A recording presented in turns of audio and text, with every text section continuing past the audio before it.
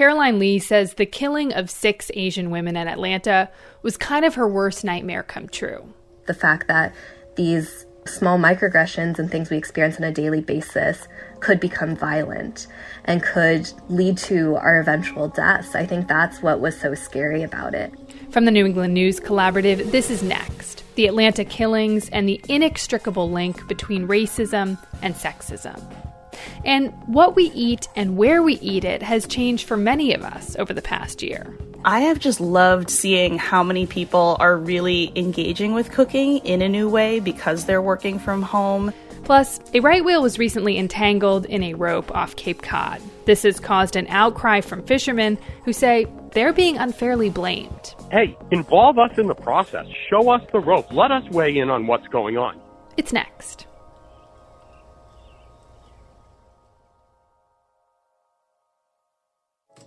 Next is produced at Connecticut Public Radio and is powered by the New England News Collaborative, 10 public media companies coming together to tell the story of a changing region with support from the Corporation for Public Broadcasting. I'm Morgan Springer. Thanks for joining us. We begin the show with Caroline Li. Caroline wrote a commentary for WBUR's blog Cognoscenti following the killings of 8 people in Atlanta, Georgia, including 6 Asian women. Caroline was responding directly to news reports that said it was unclear whether the killings were motivated by racism. Her commentary is titled, "Call the shootings in Atlanta what they were: targeted violence against Asian American women."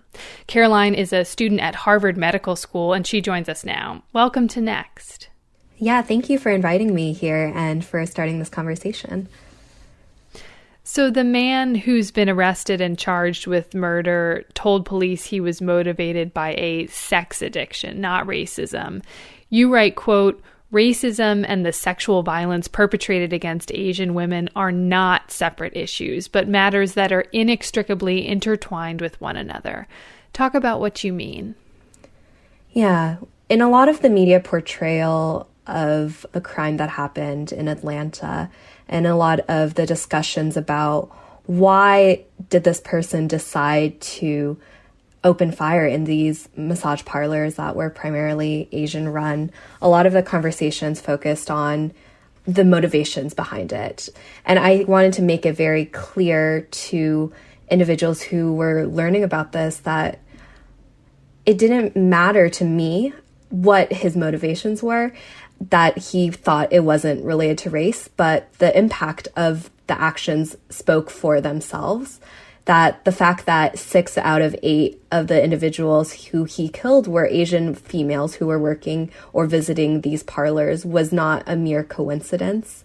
And I think it was important for me to also draw that distinction to validate the fear that a lot of Asian American women were feeling in that moment, because it was accumulation of experiencing racism and sexism and our experiences knowing the history behind it all and why that this was all happening. So I think it was really important for me to explicitly name it and say, you just look at the actions that he did and the people he killed, and it was very obvious.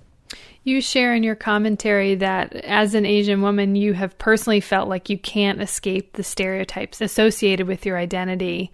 If you're comfortable, can you convey to listeners what you wrote about the ways you've been stereotyped and how it's affected the way some people treat you? I think my identity as an Asian American woman is something that is at the forefront of everything that I do, whether that's my personal life or my professional life. It's almost the first thing that people notice about me instead of it just being a part of my identity.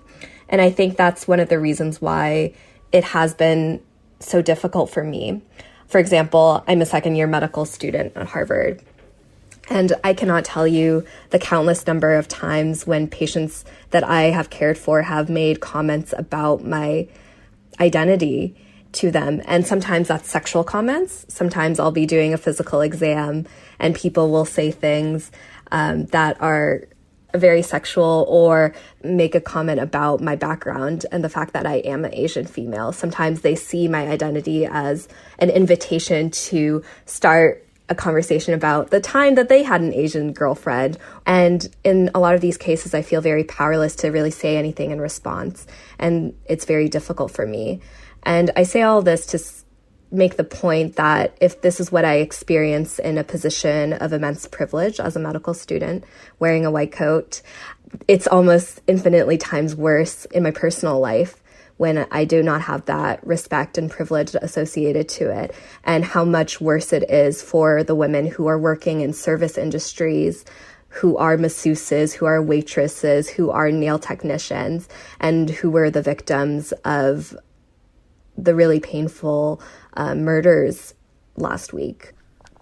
Given all of these experiences that you've just shared, when people don't acknowledge the shootings as a hate crime against Asian people and as gender violence, how do you react to that? I think that was really difficult the first day or so after the shootings happened. I was in a lot of kind of emotional pain and mourning for the victims and their families, because these were women who look like me, who look like my mother. And I felt like the other people in my life that I brought up this issue to, they couldn't necessarily see why I was in pain and why I was hurting. And I think that I can't blame them for that, because a lot of it had to do with the fact that the news stories didn't highlight the victim's identity. They highlighted the perpetrator. They portrayed it as just another instance of violence.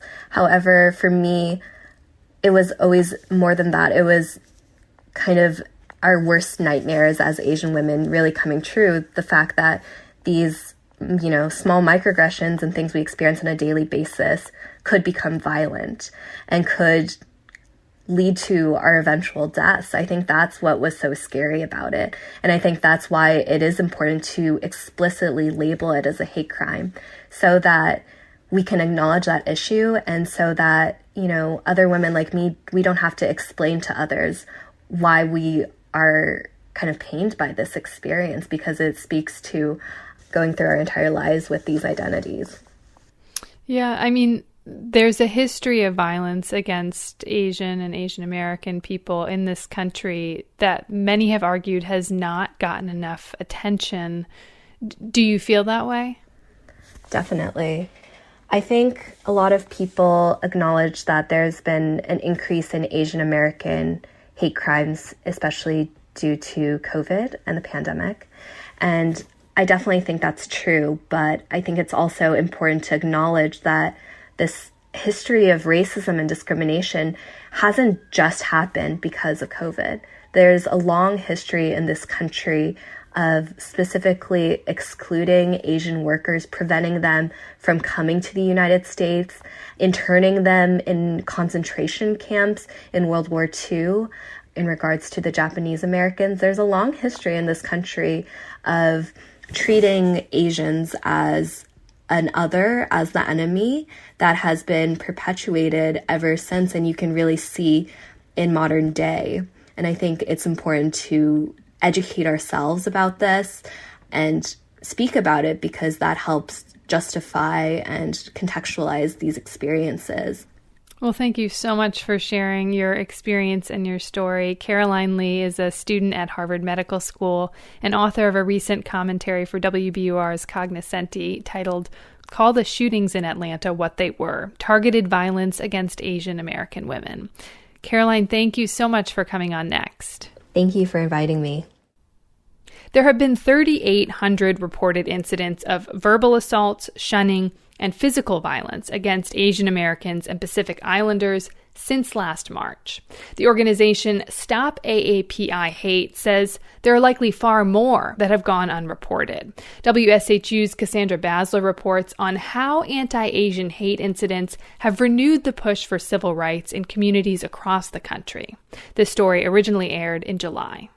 Early on in the pandemic, when Asian and Pacific Americans started to get targeted for bias attacks, New York's Attorney General launched a special hotline. The Civil Rights Division used it to track reports of COVID-19 harassment.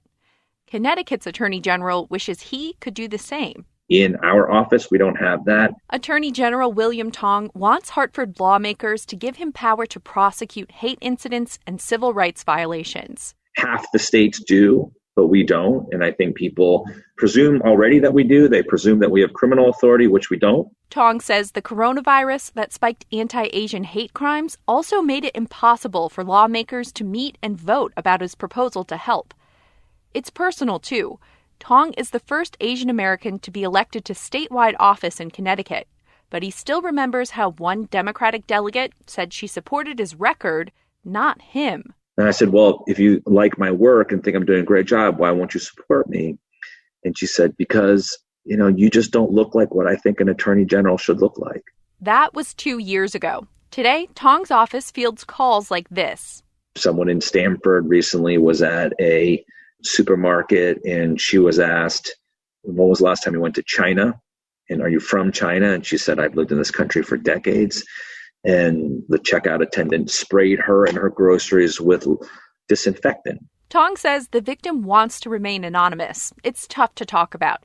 He says today's rise in hate against Asian Americans puts all marginalized communities at risk: immigrant, LGBTQ, religious, Latinx, and Black. When you give license to people to hate, and when people act out on that hate, it raises the risk and endangers people's personal safety well beyond the group that's being targeted. Tong says tougher law enforcement is part of the solution, but some communities don't feel safe calling the police or don't trust the justice system. Tong wants to change that. One symbol for him and many Asian Americans of how rarely hate victims get justice is the story of Vincent Chin. You know how they killed my son? One person, the son hold him up. Held him. Yeah, hold him up. The son held him, yes. The father hit him, killed my son. That's Lily Chin, a Chinese immigrant whose son Vincent was killed by two laid-off auto workers in 1982. They beat him with a baseball bat after a barroom brawl in Detroit. You heard Lily Chin in the documentary Who Killed Vincent Chin by Christine Choi. The killing of Vincent Chin led to the first federal civil rights trial involving an Asian American. It prompted a nationwide, pan-Asian political awakening. Choi says even Black civil rights leader Jesse Jackson rallied in support. And it was incredible. So many Asian Americans realize, younger ones, feel that you cannot live in this country without understanding the law. You cannot live in this country without understanding politics. A jury found only one of the killers, Ronald Ebens, guilty of a federal hate crime. A dancer at the bar testified. She heard Ebens tell Chin, "It's because of you little mother effers that we are out of work." Jurors didn't believe Michael Nitz was responsible, but they did think Ebens beat Chin because he's Asian. Asian, like the Japanese car companies that supposedly plunged Detroit auto workers into unemployment. Choi says Ebens' defense team quietly filed an appeal. People in the Asian community just stopped demonstrating. So there was no publicity whatsoever, okay? Because that was the end. He got 25 years. But they won the retrial. Ebens walked free. Vincent's mother, Lily Chin, begged federal prosecutors to appeal. Here she is in the documentary. Everybody, tell the government, do not to drop this case. I want justice for Vincent.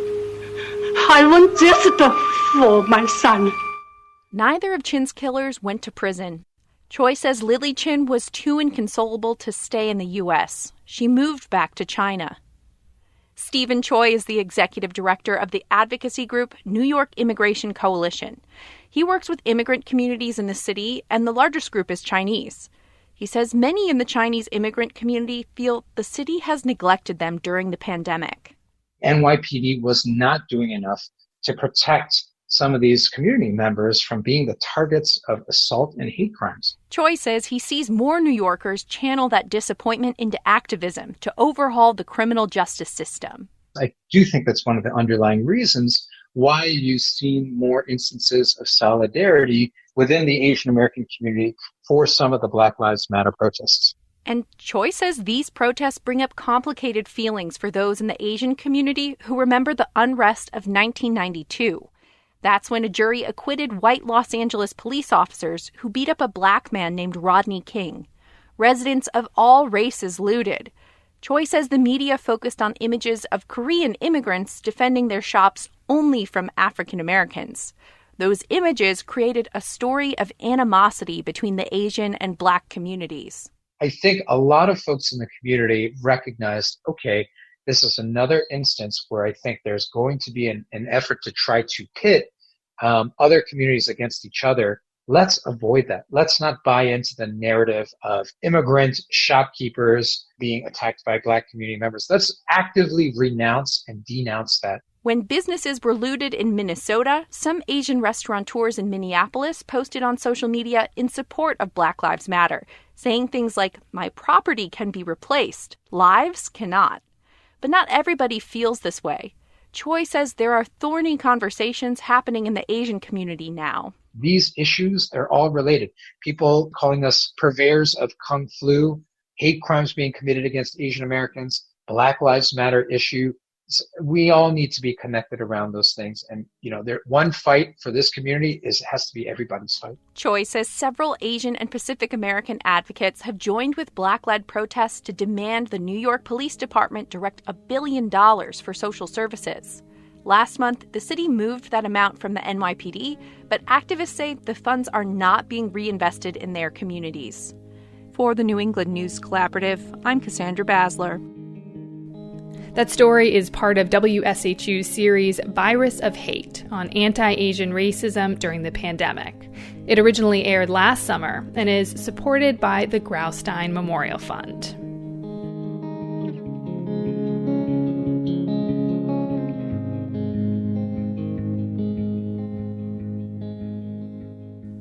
The latest round of stimulus checks from the federal government have begun arriving. It's the third round of direct payments since the pandemic began, and for many people, these checks couldn't come soon enough. New Hampshire Public Radio asked listeners how they plan to use the money. My name is Catherine Dargis, and I live in Bethlehem, New Hampshire. I'm going to spend money doing repairs on my car that are much needed. We're going to go and we will have a takeout feast from our local brew club. And with some of the leftover money, I'll probably take my dog in and have his teeth cleaned. Hi, my name is Richard B., and I am from Walpole, New Hampshire. I'm planning on using it to pay a little extra on a couple bills, do some repair, have some repair work done on my car, and buy some camping equipment because I'm currently homeless.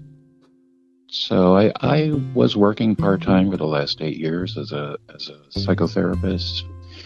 And in 2012, I had a stroke. And so my health has been slowly deteriorating over the years. And I had to stop working in September of 2019.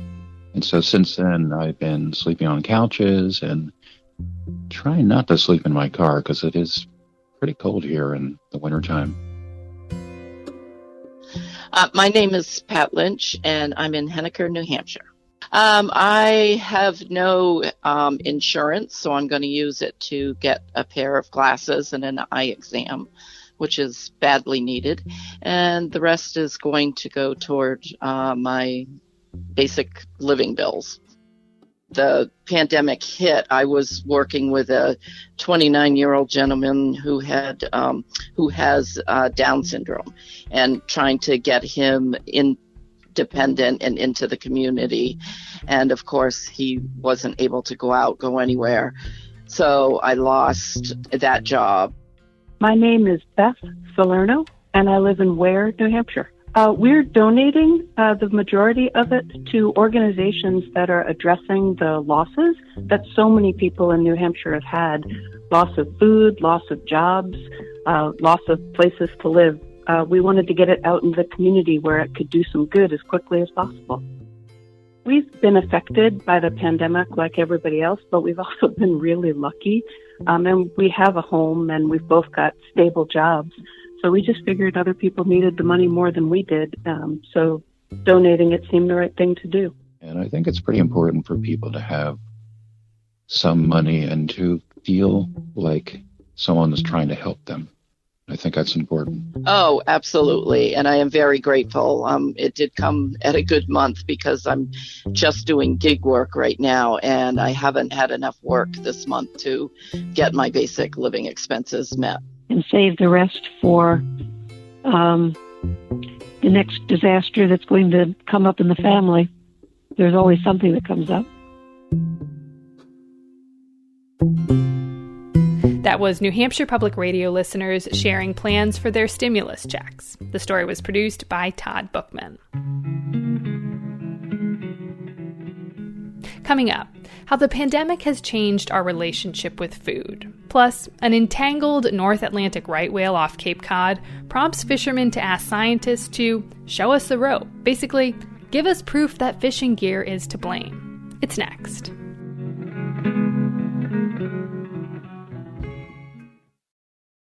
Next is made possible in part by our founding supporters who believe in the power of collaborative news coverage, including the Common Sense Fund, supporting the New England News Collaborative in its coverage of climate change and the evolving clean energy economy. Support also comes from Douglas Stone and Mary Schwab Stone through the Smart Family Foundation of New York. Welcome back. I'm Morgan Springer. What we eat and where we eat it has changed for many of us over the past year. Some people have gotten more takeout, while others are spending a lot more time at home in the kitchen, cooking elaborate meals and simple ones. Irene Li is co-owner of May May in Boston, which was a restaurant before the pandemic and is now transforming into a packaged dumpling company. She's also a co-author of the cookbook Double Awesome Chinese Food, Irresistible and Totally Achievable Recipes from Our Chinese American Kitchen. Irene joins us to talk about changes to our cooking and eating habits. Welcome to Next. Thanks so much for having me. So let's start there. How have you seen home cooking change during the pandemic? Well, I guess I should start by talking about my home. I will say I'm definitely eating more takeout than before because I feel I have a civic duty, so that's a great excuse. At the same time, I'm also, I think, cooking more like a civilian. So going to the grocery store, planning out meals, whereas prior to the pandemic, a lot of what I ate was just kind of scrounging in the restaurant, bringing leftovers home, that sort of thing. So in my home, things have been pretty different. And then I have just loved seeing how many people are really engaging with cooking in a new way because they're working from home, people digging into their cookbooks, maybe for the first time. And of course, all of the posts on Instagram about people's beautiful sourdough, their fancy focaccia, just seeing that is really exciting to me. Yeah, you mentioned the sourdough craze. There's like the big lasagna craze. We've seen people taking on those more complicated cooking projects. And of course, we haven't been able to be together in person, but have you seen a different type of connection and community come out of this? I definitely have. I think our willingness to connect virtually in a way that's really authentic and intentional has gone way up because of the pandemic. Seeing people do the big lasagna with Samin, like that was just so cool. And I don't think we could have done something with that level of enthusiasm if meeting up in person to share lasagna were still an option.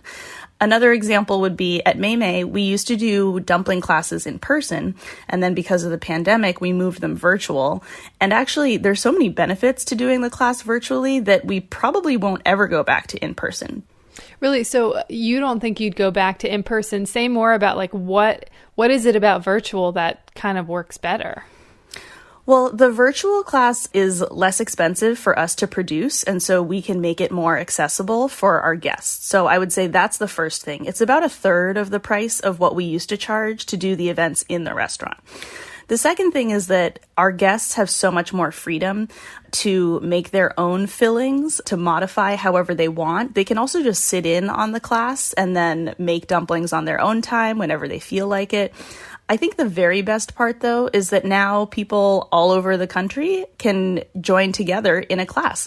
So we've had grandkids connecting with grandma, from California to Massachusetts, seeing each other making dumplings, holding up the little shapes they create. All of that is really heartwarming. And I think not something that we want to lose just because people are able to travel again. From your perspective as a restaurant owner, what do you feel like people are looking for right now in terms of food and cooking? Well, I'll have to kind of harken back to how I first got into food. I loved really learning about the kind of like tips and tricks and old wives' tales about food and trying to understand, is it really true that browning a steak seals in the juices? Things like that. And I think that people really want to understand those shortcuts, those like fun facts, and being able to deliver them directly to people via video is really fun. And I think that during the pandemic, so much is out of everyone's individual control, and being able to try new recipes, to meal plan, to control the food that you're eating and your schedule around it, I think that's one way that people have found some comfort in this time. Does browning a steak really seal in the juices? Unfortunately, it does not, but it does create the Maillard reaction, which is the secret to many, many delicious foods. So I definitely encourage folks to Google that. And there are lots of ways to enhance browning. It's just such a cool little kind of corner of cooking science. Your business, May, has had to respond to changing cooking and eating habits. As I mentioned at the top, before the pandemic, you had a restaurant in Boston. After the pandemic hit, you closed the restaurant down, and now May is transitioning to making food. You package it up, mostly dumplings, and then customers can come and get it. And it's hard to predict if people will maintain the current eating habits or cooking habits that we've been talking about, or if they're going to go back to how things were before the pandemic. But you've decided that you're not going back, right? We have. And I think, as with everyone, the pandemic made us reevaluate our priorities and also our strengths and weaknesses. There are so many weaknesses in the restaurant industry. And so in looking at how much our guests really connect with our story, how much they love our food, and especially our dumplings, we felt like doubling down on that part of our business made a lot of sense for us. And so in addition to changing the way we're cooking food, we've also started selling at different farmers markets so that we can be in new neighborhoods.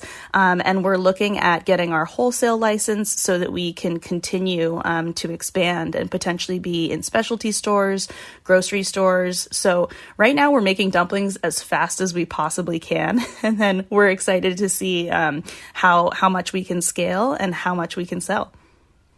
Yeah, you're very involved in working with restaurants as businesses and even working with them on their business model. And you were very thoughtful about your business model at your restaurant. Do you hope that there are transitions that happen like in tandem with the pandemic? And what would those be? 100%. So actually last March, at the very beginning of March, we held a public event and we actually shared the May profit and loss statement for 2019. We thought we would start a conversation, show everybody our books, and kind of try to educate ourselves and each other about what the challenges and realities of the restaurant industry are. And we broadcast it using this weird technology called Zoom, which we are by now very familiar with. Yeah. And so, 2 weeks later, the bubble kind of burst and all these restaurant businesses were in trouble. But that disruption definitely created an opportunity for us to look critically at different parts of the industry that we have taken for granted or assume cannot be changed. So policies around staffing and labor laws are definitely on the table right now. People who love food deserve to have great careers in it. And the reality prior to the pandemic was that people usually didn't make enough money, they burned out, they brutalized, their bodies, and then they did not have retirement or health insurance or any of the things that most workers in our country get to enjoy. So I hope that as we move things forward, we are having these tough conversations and trying not just to rebuild, but to really evolve. Irene Li is co-owner of May in Boston, a restaurant turned packaged dumpling company. She is also co-author of the book Double Awesome Chinese Food, Irresistible and Totally Achievable Recipes from Our Chinese American Kitchen. Thank you, Irene, for joining us. Really appreciate it. Thank you so much for having me. Over the last 2 decades, the number of people diagnosed with diabetes in the U.S. has gone up significantly. And with diabetes comes an increased risk of other serious illnesses like heart attack, stroke, kidney disease, and COVID-19. In Connecticut, nearly 10% of adults have been diagnosed with type 1 or type 2 diabetes, and rates are higher among Black and Latino populations. Wanda Santiago is a community health worker at Lawrence and Memorial Hospital in New London, Connecticut, and as a bilingual diabetes educator, she says her ability to speak with patients in Spanish is key. What I've learned is that sometimes they are scared to reach out when they need something because they're afraid, they won't understand me. I don't know how to do it. I don't know where to go. Santiago says she can help alleviate that fear. When she gets a referral for a patient with diabetes, first she makes sure they have all the resources they need to address any hardships in their life, like food insecurity. So then we start with a diabetes education program. I'm very easygoing with them. I don't want to make them feel very like this is a very strict program. And I like that they can participate as well. So I start asking if they understand what is diabetes. So I start reaching out, what are the doctors? Do you have any appointments? Do you understand the importance of taking your diabetes medication? Do you understand how important is your nutrition? Yeah, so nutrition, talk a little bit about that and its importance, especially for people who have diabetes. Yes, that is, I think, the hardest part in diabetes, trying to explain the importance of nutrition. So I start asking them what they usually have for breakfast, for snack, for lunch, for dinner. And we start from there because I like to give them idea. I don't want to tell them, okay, now you're going to be on a diet. Because when you say that to a patient, it's kind of hard. It's pretty hard for them. There's different cultures, so you raise with this kind of food or nutrition at home, and you used to eat the same things. So I just start to asking them what fruits you like, what vegetables you like. Then we start from them. I give them ideas and then challenge them. What about if tomorrow you start with this new breakfast, a little bit more healthy, with this new lunch? Things like that to try to get them engaged to the program. Fresh fruits and vegetables you've talked about being really important. They're typically more expensive than, processed foods. If you have a patient who is struggling financially, how do you help them adjust their diet and stay on budget? So I have printouts in Spanish, and I call that plant-based in a budget. So we start from there. And also, there's food pantries in the area. If they have food insecure or if they need support with them, we have here in New London a food pantry that offer fresh vegetables and fresh fruits. Wanda, do you have a recipe that you recommend to patients that a lot of people are responsive to and enjoy? Oh my God, yes. My favorite, hummus. I teach them how to make a healthy hummus at home. And it's cheaper. It's healthy because they can do hummus and try with a lot of different vegetables, or try with pasta, or try with just a simple toast with avocado. Hummus, you can use hummus in such different ways. And I really like to show them and send them videos of me making easy recipes, and also sending them pictures as well. Well, hummus, that's great. Wanda Santiago is a community health worker at Lawrence and Memorial Hospital in New London, Connecticut. Wanda, thank you so much for talking to us.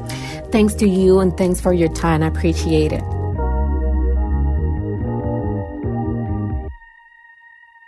Conservationists like to say every North Atlantic right whale counts, as the population has fallen to around 360. Recently, one right whale named Snowcone was found entangled in Cape Cod Bay. This has triggered an outcry from frustrated fishermen who say they're being unfairly blamed for the decline of a critically endangered species. CAI's Eve Zukoff explains. It all started with a Facebook post. This month, a team from Provincetown's Center for Coastal Studies freed Snow Cone from 300 feet of rope. Though some remained, possibly embedded in her jaw, the team felt they gave her a fighting chance to shed the rest on her own. We're going to keep an eye on her and help her out if she needs more. This is Scott Landry, who oversees disentanglement efforts. I think we did our best by her. The center described the team's success on its Facebook page and used a photo from an aerial survey that shows the whale and the telltale rope from 1,000 feet in the air. So I remember seeing this, they posted something, right whale number 3560, snow cone, 16-year-old breeding female, partially disentangled. Nick Muto has been fishing for lobsters for the last 20 years out of Chatham. Right away, he noticed that the Facebook post said the retrieved rope likely came from a fishery. But there was no close-up picture. So my hashtag, show us the rope, I'm trying to lay it right on the Center for Coastal Studies as, hey, involve us in the process. Show us the rope. Let us weigh in on what's going on. Nearly 85% of right whales bear scars of entanglement. But some fishermen say they're being cast as villains, as little is publicly known about the specific rope being pulled off of whales. Fishermen say the color, diameter, and specific markings on rope or buoys can almost act like fingerprints to identify the source either geographically or, in some cases, down to an individual fisherman. There's fishing gear up and down the coast. Some of it can be tow line, some of it can be discarded line, some of it can be from the recreational sector. It's just automatically labeled as fishing gear, and we're the ones that pay the price. The center did make clear the rope probably didn't come from Cape Cod Bay, because Snow Cone's injuries look months old and right whales haven't been in local waters that long.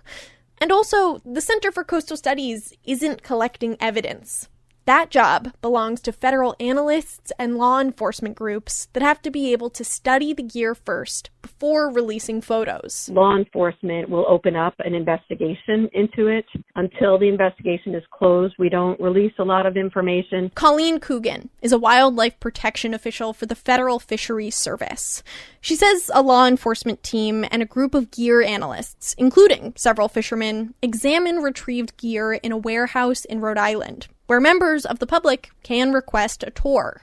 But fishermen say the whole process is bad. Pictures of the gear aren't posted online.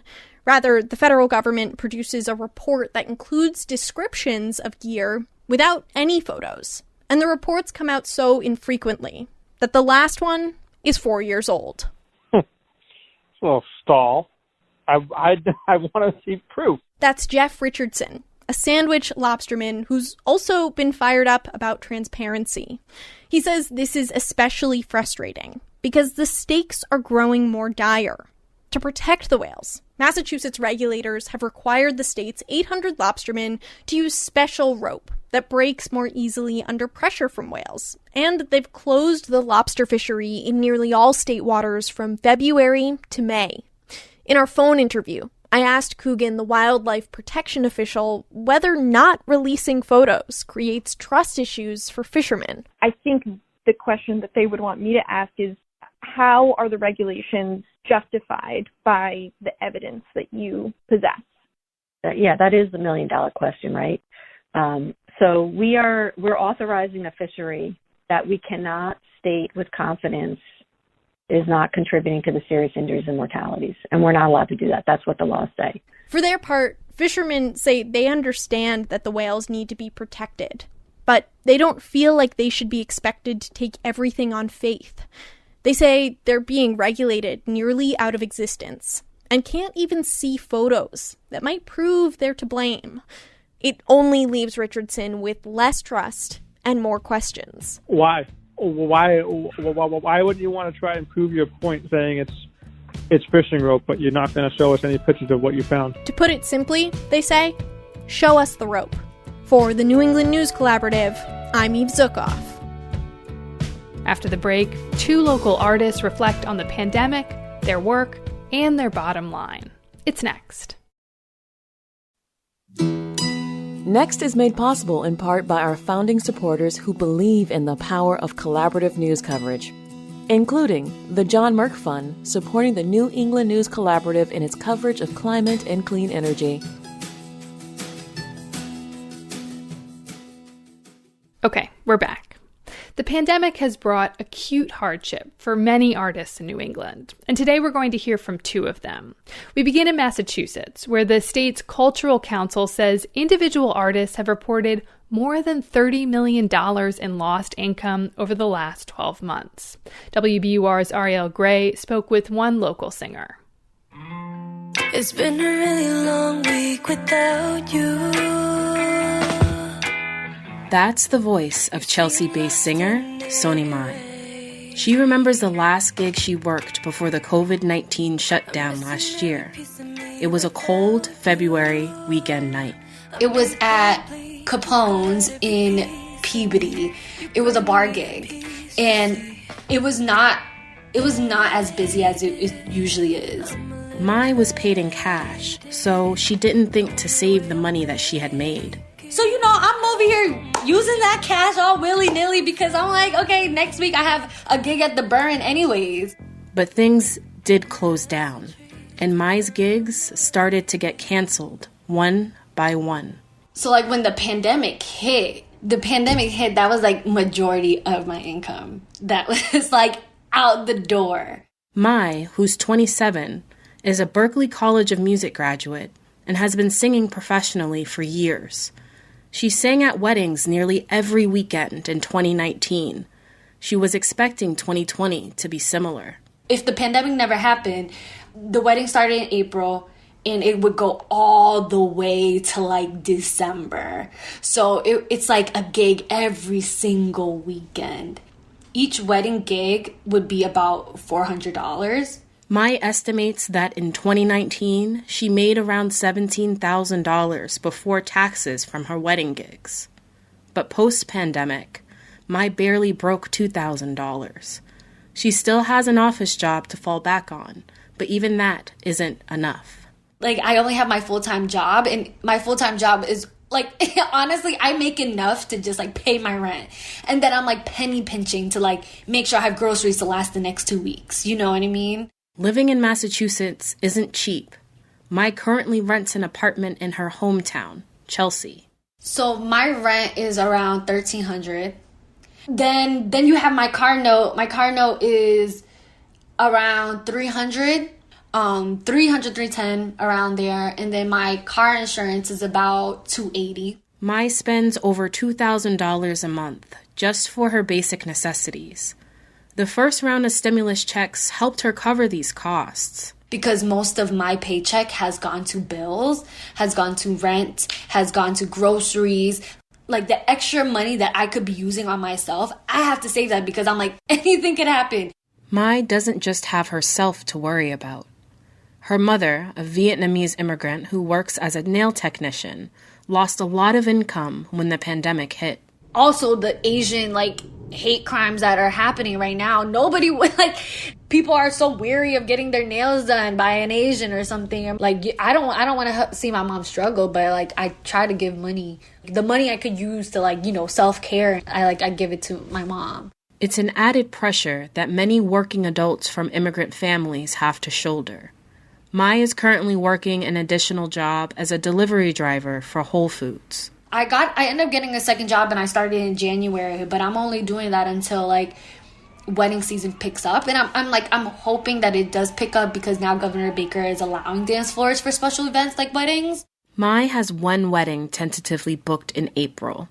And with Massachusetts reopening venues and music halls with restrictions, there's some hope that 2021 will be better than last year. Hopefully, wedding season comes back this summer. Let's hope. I've been searching paper for someone just like you. For now, Soni Mai is recording her own music. Like so many, she can only wait and see what 2021 brings. For the New England News Collaborative, I'm Ariel Gray.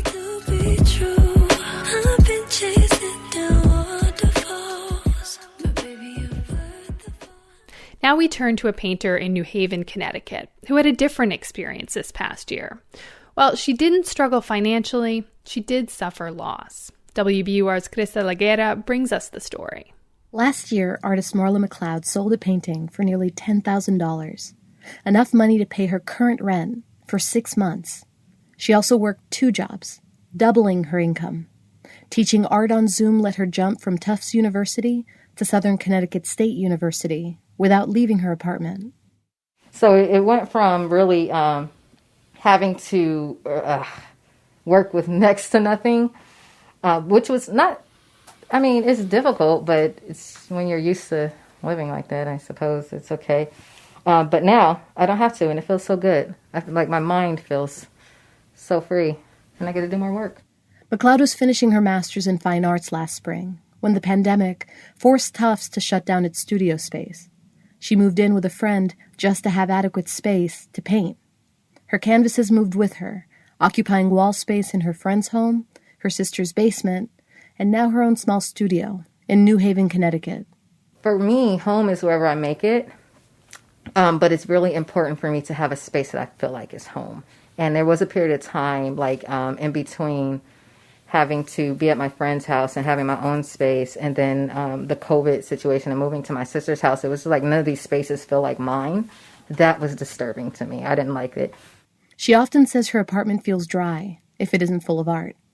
Her paintings reach from floor to ceiling and are stacked against the wall.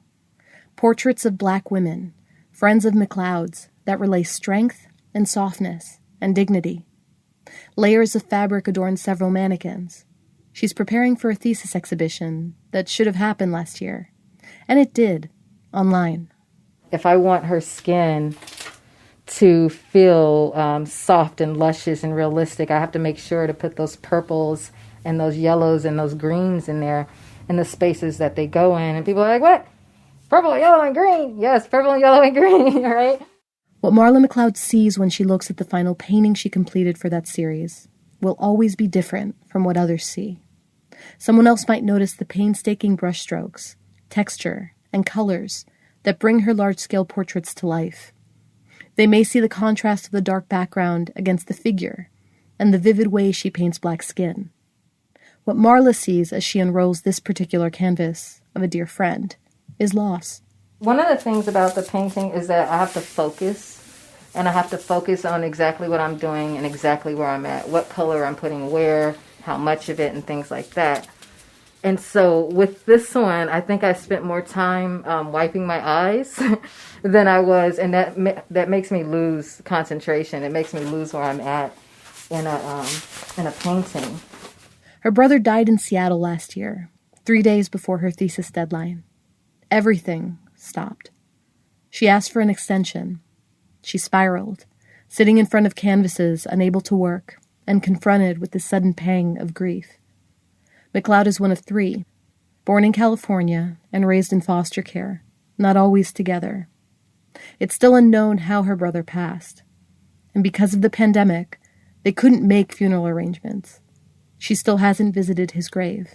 That was difficult. So I had to say in my head, like, things are going to keep going. Everything is absolutely insane at that time. You know, COVID was in full swing. Like, every time I would speak to someone was dying. His hit me really hard, though, because it's my brother, right? It's only the 3 of us in life, really. Listening to Whitney Houston and sometimes sitting in silence, McLeod immersed herself in canvases and fabric art, sitting over her sewing machine using her textiles to make statements about Black life, all the while processing. What she completed remains a testament to this period.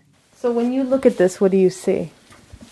I see the painting that I was able to complete regardless of the emotional situation that I was going through. It's part of why I hesitate to alter it, you know, because it's like, this is when you just knew you could not do it. This is what you were able to do, right?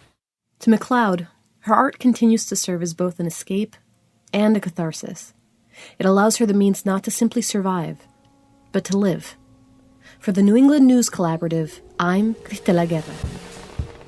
And that's our show this week. You can find us wherever you get your podcasts. Just search Next, New England. Next is produced by me, Morgan Springer, and Lily Tyson. Vanessa De La Torre is our executive editor. The executive producer is Katie Tolarski. The music you hear on Next is by musicians in New England. If you want to know who you heard today, just visit our show page at nextnewengland.org. The New England News Collaborative is powered by the Corporation for Public Broadcasting, Connecticut Public Radio, Vermont Public Radio, New Hampshire Public Radio, Maine Public Radio, New England Public Media, CAI, WBUR, WSHU, GBH, and the Public's Radio.